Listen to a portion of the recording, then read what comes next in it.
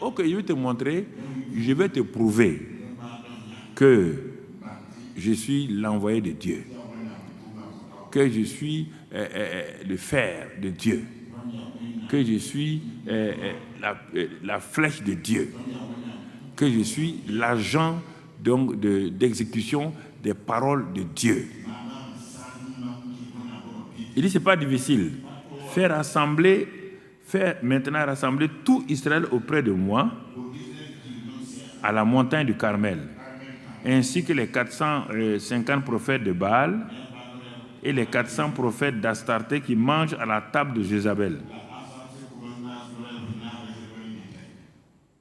Comme Akab n'a pas expérimenté, quand quelqu'un a l'onction, il est rétrograde. Il ne croit plus à la puissance de Dieu.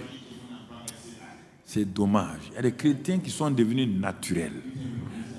Ils sont devenus naturels. Quand tu parles que Dieu fait ça, en tout cas, nous on est là. Hein. On n'a rien vu encore. Tu es naturel? Tu es acabien?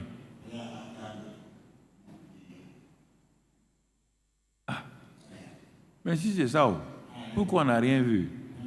Il dit, comme tu veux savoir, amène le peuple d'abord. C'est à cause de ta femme là et des faux prophètes là que le peuple est tombé dans l'apostasie.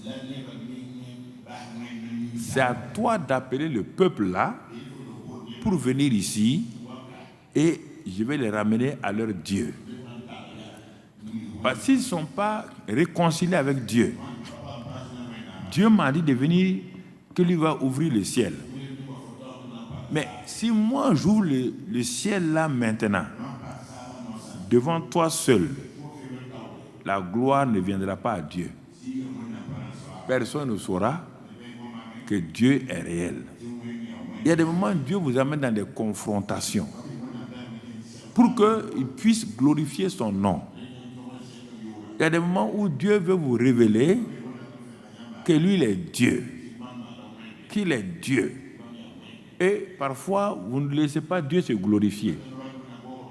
C'est ça qui est dangereux. Quand nous sommes allés à la campagne d'évangélisation de Bobo de Lasso, et qu'ils ont attaqué, ils ont enterré un mouton vivant pour que je meure, et que ou bien quelqu'un de mon équipe meurt, que j'arrête. Pendant toute la semaine, ça a été une lutte.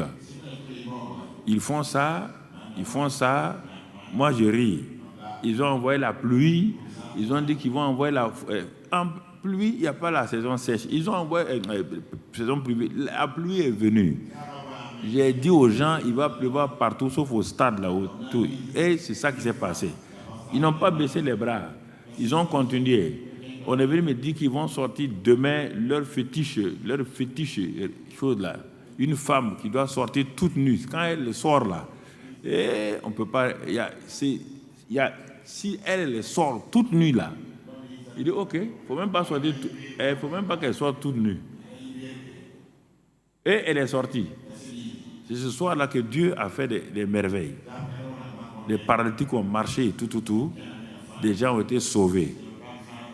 Nous, on a fini. Je ne suis pas mort. Personne, mon équipe n'est mort. On est parti.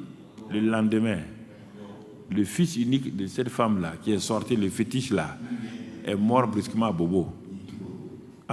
Les gens de Bobo ont dit, on vous a dit, laissez l'homme là tranquille. Laissez-le. Ça s'est passé à Ouéguia. Hein? Quelqu'un aussi, on a continué à Ouéguia. Quelqu'un aussi s'est opposé. Et quand j'étais en pleine prédication, ils ont envoyé, comme les gens savent là, ils appellent les corottés, ils ont envoyé, j'ai dit à Gilbert, quelque chose s'est passé là, viens ici. Alors donc j'ai appelé Gilbert, viens là. Tu vas prêcher, tu vas prier pour les malades, je reviens. Je suis allé m'asseoir. Étienne est là, il m'a encouragé, il dit, il faut aller, il m'a encouragé quoi. Pourtant, c'était un jeune homme. Hein? Il m'encourageait. Mon ventre là, tout tu ne peux pas me tenir. Je ne peux pas me tenir. J'ai continué à parler en langue.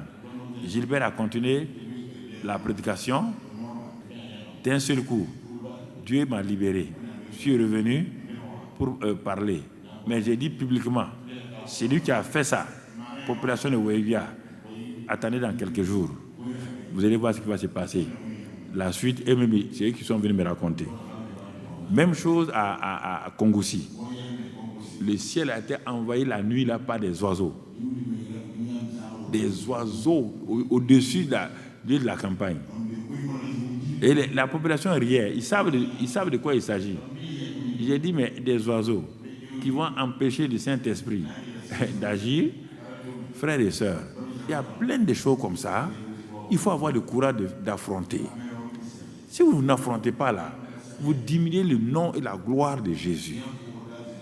Vous diminuez le nom et la gloire de Jésus. Vous diminuez ça.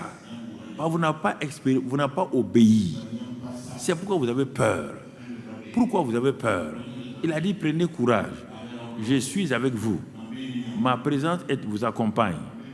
Je vous guide, je suis là. Mais malgré ça, on a peur. Pourquoi avez-vous peur? Dit le Seigneur. N'ayez pas peur. Donc, Élie, on a rassemblé les gens.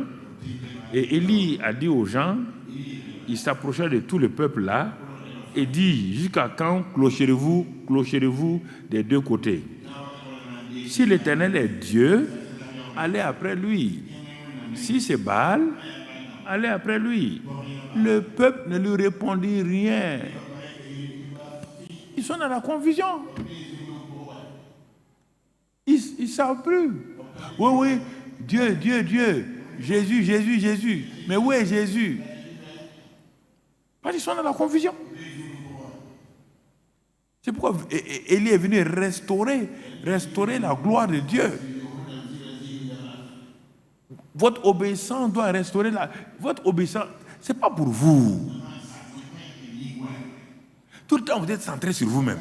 Ah, Dieu m'a béni ici. Non. Dieu m'a donné. C'est pourquoi à un moment donné, il ne donne plus rien. Parce que tout ce qu'il vous donne là, la délivrance, la guérison, les biens matériels, il ne voit aucune gloire pour lui. C'est pourquoi beaucoup de gens, Dieu a arrêté.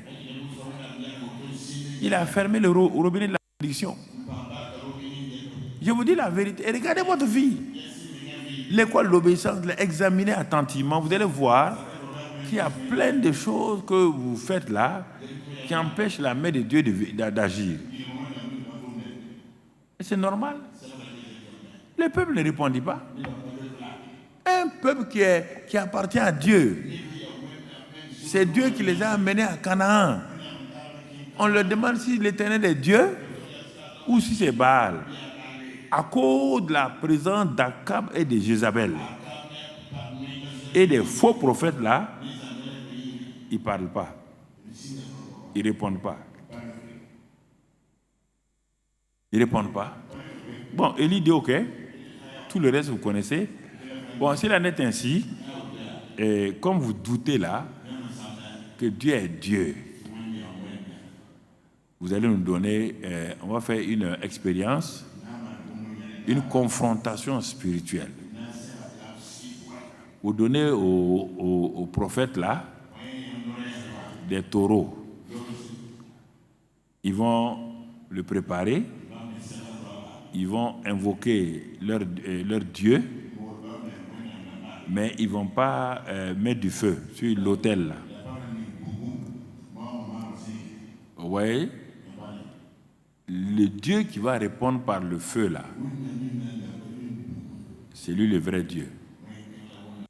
Ah, le peuple dit cette fois-ci là, nous on n'est pas engagés. Hein? Le peuple dit c'est bien. C'est bien. C'est-à-dire, on n'est pas mouillé. Ah, c'est entre vous. C'est entre vous. Oh, ça c'est pas notre affaire. C'est bien. Les Baals ont pris. Ils avaient un problème. Ils savent que Baal ne va pas répondre. Pendant des années, ils ont été séduits, croyant que Baal est Baal. Mais quand on vient affronter Dieu avec leur idole, là, le fétiche, comme Dagon et Dagon et chose. Tant qu'on ne parle pas de Dieu là, les fétiches du féticheur fonctionnent. Mais dès qu'on parle du nom de l'Éternel, de Jésus, ça ne fonctionne plus.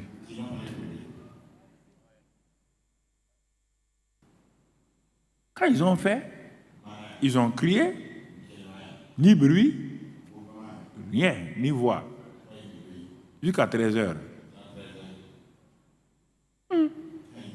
Élie dit, bon, vous n'avez pas assez crié. Élevez la voix. Ils élèvent la voix. C'est Élie qui dirige les prophètes là maintenant.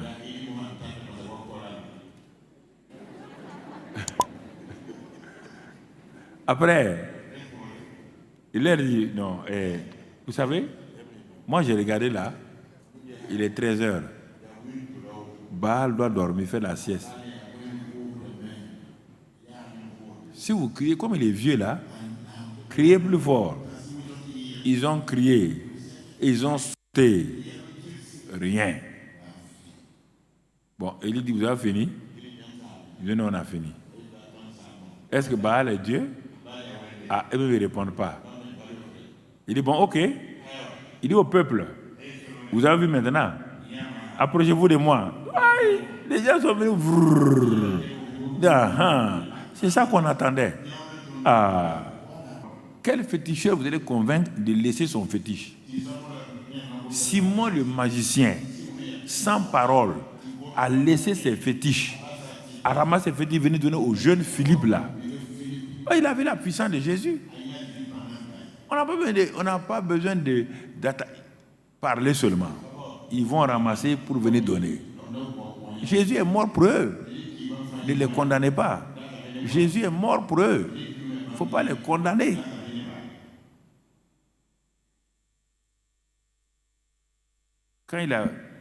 Puisqu'ils avaient renversé l'autel de Dieu, Élie a restauré l'autel de Dieu. On ne peut pas faire venir Dieu sans restaurer sa gloire. Il faut la restitution. Quand il a fait ça, il a découpé son holocauste, il a mis sur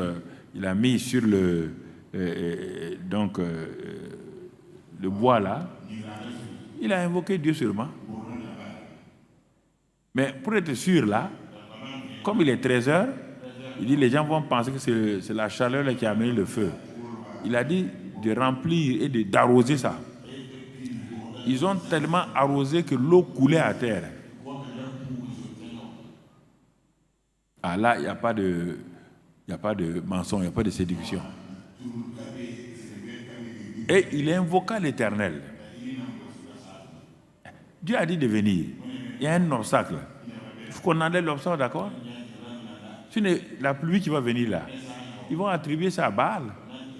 Ils vont dire c'est Baal. C'est pourquoi parfois, quand tu es comme ci, comme ça là, Dieu ne te répond pas. Si tu comptes sur un homme, tu veux un travail, tu pries. Et quand tu as fini de prier, tu penses que y a ton oncle qui est directeur des ressources humaines dans un truc. Dieu dit ok, il dit au Saint-Esprit là, il faut le laisser. Il n'a qu'à voir son oncle là, parce que moi je ne partage pas ma gloire avec quelqu'un. Mais Dieu peut te conduire. Maintenant, si toi tu pries, ta tête est dans deux endroits, ça ne marche pas. On ne peut pas poursuivre deux lièvres à la fois. Si tu as fini de prier, tu mets ta confiance en Dieu, Dieu peut t'envoyer chez quelqu'un. Dieu peut envoyer quelqu'un venir t'aider. Mais toi, tu pries avec un cœur partagé. Dans Jacques 1, il est dit qu'un cœur partagé ne plaît pas à Dieu.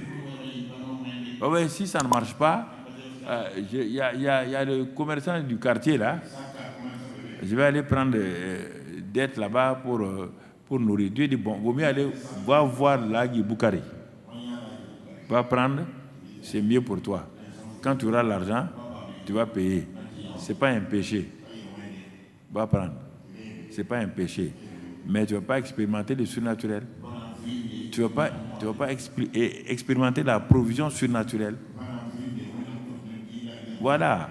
La vie naturelle, là, ce n'est pas un péché, hein, mais c'est un dommage pour nous-mêmes.